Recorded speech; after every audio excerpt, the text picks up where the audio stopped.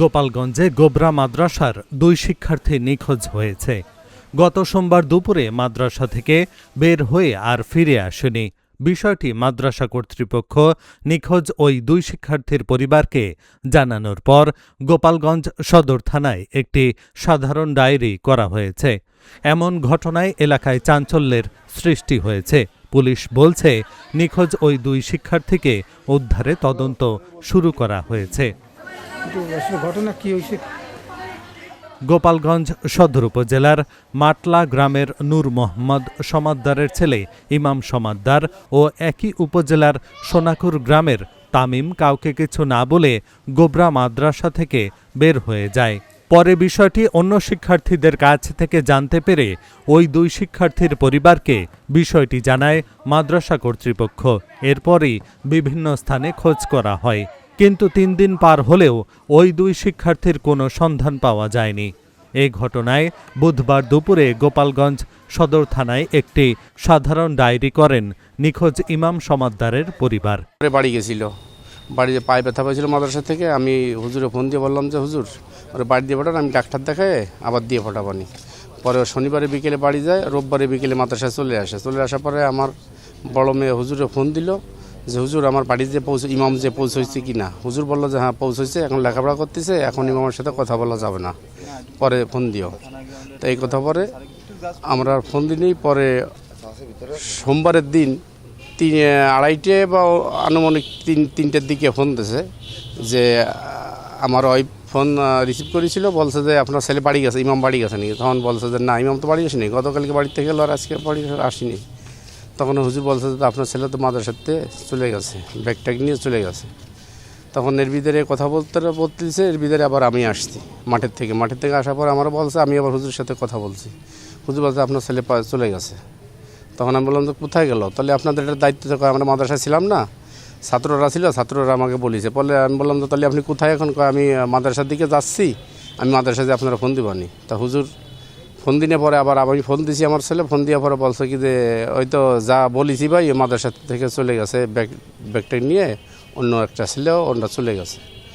তো চলে যায় এই কথা বলার পরে তারে এখন নিখোঁজ পাওয়া যায়নি। পরের দিন গতকালকে আমরা সে মাদ্রাসায় গিয়েছিলাম, ওই হুজুরে একই কথা বলছে, আপনারাও একটু আমরা আল্লাহ করতেছি, আমরাও দেখতেছি, আপনারা দেখার চেষ্টা করে যে সে তারা পাওয়া যায় কি না।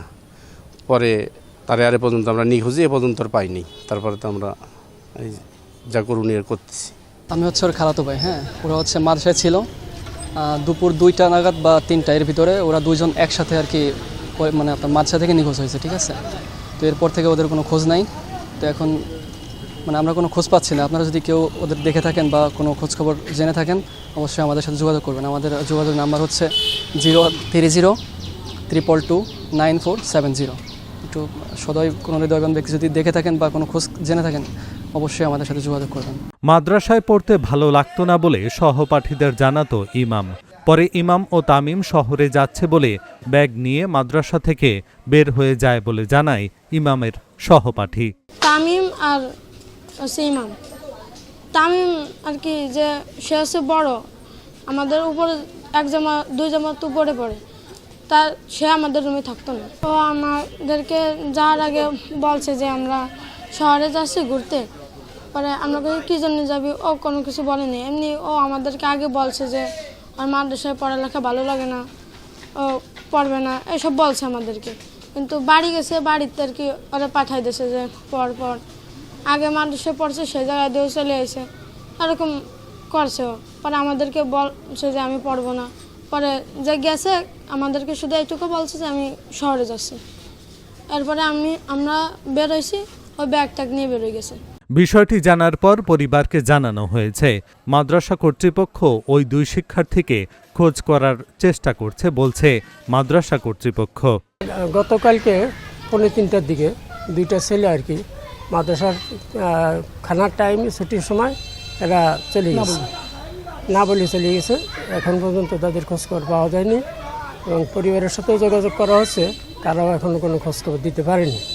এবং আমরা দোয়া করি যাতে আল্লাহর সহি সালামতে তাদেরকে মাদ্রাসা ফিরে আসুক। এবং আপনারাও যদি খোঁজখবর পাই থাকেন আমাদের সাথে যোগাযোগ করার জন্য বিশেষভাবে অনুরোধ করা হবে। এই ঘটনায় নিখোঁজ শিক্ষার্থী ইমামের বাবা একটি সাধারণ ডায়েরি করেছেন বলে জানিয়ে ওসি বলেন, নিখোঁজ ওই 2 শিক্ষার্থীকে উদ্ধারে তদন্ত শুরু করা হয়েছে। এই জিডি হয়েছে, আজকে জিডি হয়েছে না মাদ্রাসা নিখোঁজের? হ্যাঁ, জিডি হয়েছে। আমাদের অফিসার তদন্ত ইতিপূর্বে গেছে, গতকালকেও মাদ্রাসা গেছিল, খোঁজ করছে, তদন্ত করে আসছে। এখন আবার জিডি করছে আজকে, আমরা তদন্ত করে ব্যবস্থা নিচ্ছি আর কি। মিসিং এইরকম নাকি মাঝে মাঝে চলে যাইতো, মাদ্রাসা কর্তৃপক্ষ বললো ওই যে বড় দাদির, এটা নাকি আগে থেকে এইরকম তদন্ত ছাড়া তো এখন কিছু বলা যাচ্ছে না। দ্রুত ওই 2 শিক্ষার্থীকে খুঁজে বের করে পরিবারের কাছে ফিরিয়ে দেওয়া হবে এমনটি প্রত্যাশা পরিবার ও মাদ্রাসা কর্তৃপক্ষের। Dhaka journal news desk.